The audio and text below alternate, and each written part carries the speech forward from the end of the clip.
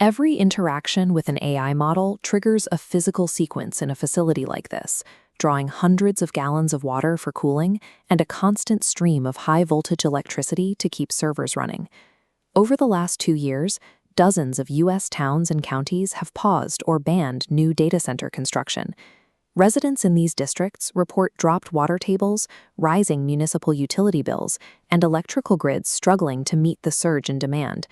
This local opposition is now colliding with the billions of dollars in capital the tech industry is attempting to deploy for national-scale AI infrastructure. Because U.S. zoning and infrastructure policy is decentralized by design, technological expansion relies on thousands of individual municipal approvals, creating countless points of friction. While the anxieties are local, the coordination behind these moratoriums suggests a broader, top-down strategy. In economic theory, this is the Baptist and Bootlegger coalition, a grassroots movement driven by genuine concern that is systematically captured by external powers who stand to profit from a shutdown. The first group of actors is in Beijing. Foreign rivals identify these local friction points, using digital campaigns to amplify them into a national panic. The second group is domestic. Tech billionaire-funded networks are using the same grassroots energy to lobby for regulatory frameworks that would effectively block open-source competitors. By tracking the flow of both capital and digital propaganda, we can trace the exact pipeline that converted local environmentalism into a tool for geopolitical and corporate capture. This is Neville Roy Singham, a Shanghai-based expatriate who funds a network of U.S. 501c3 nonprofits. Congressional inquiries and tax records show his network has utilized roughly $100 million to push CCP-aligned talking points into the center of American activism. The money moves through shell companies and donor-advised funds to mask its origin before reaching U.S. advocacy groups. For 5 years, this ecosystem produced specific reports and digital campaigns targeting U.S. semiconductor export controls and the construction of AI data centers. This structure allows geopolitical interference to be presented to the public as domestic political concern. To reach a national audience, the movement relies on information laundering, a process that manufactures a false sense of consensus.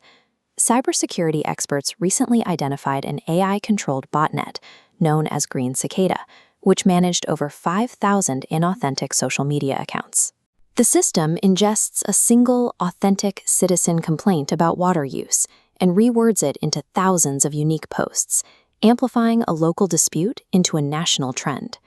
Investigators traced the command architecture of this network back to researchers at Tsinghua University in Beijing. As the botnet flooded social feeds, official English-language state media like CGTN and Global Times began running identical coverage, mocking American infrastructure delays. These digital tools transform isolated municipal friction into a weaponized national panic that appears to come from every direction at once. While Beijing's English-language outlets warn American audiences that data centers are environmentally dangerous, their domestic strategy is the exact opposite. The Chinese state actively subsidizes up to half of the energy costs for its own domestic AI data center operators. They are rapidly deploying GPU clusters in their western provinces, slashing the same regulatory hurdles their propaganda encourages in the United States.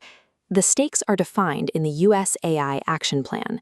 The nation with the largest compute ecosystem will set the global standards for this technology. In the U.S., litigation and physical bottlenecks have pushed grid connection times out to 7 years in key regions like Virginia. Beijing is capitalizing on the friction points in Western democracies to slow American compute build-out, while their own state-subsidized system moves without internal resistance. This strategic delay also serves a specific group of domestic actors, tech billionaires who benefit from stalling open-source competition.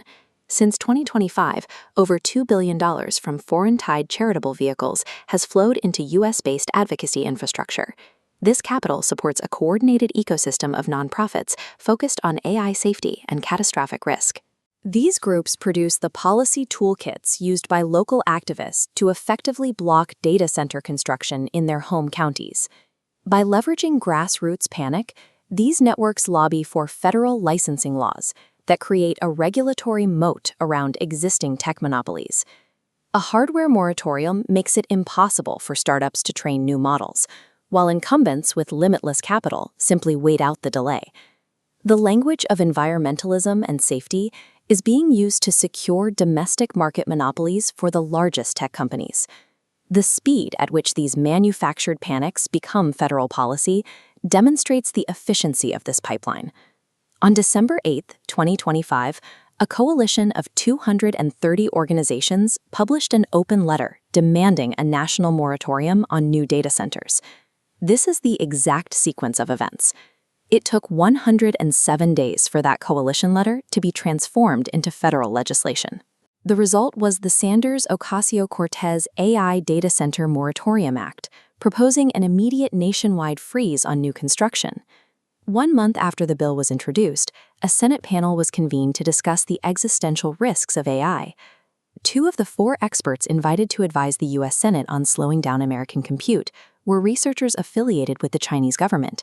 By April, the strategic goals of an overseas adversary were being articulated by advisors on a U.S. Senate platform. The concerns of local residents regarding water tables and electricity costs are materially grounded and require serious civic planning. But those problems must be solved through transparent local deliberation, not through engineered panics funded by foreign interests or monopolistic billionaires. The vast computing infrastructure built over the next decade will define the global digital economy for the next century. The coming decade will determine whether that economy runs on an American AI ecosystem or a Chinese one.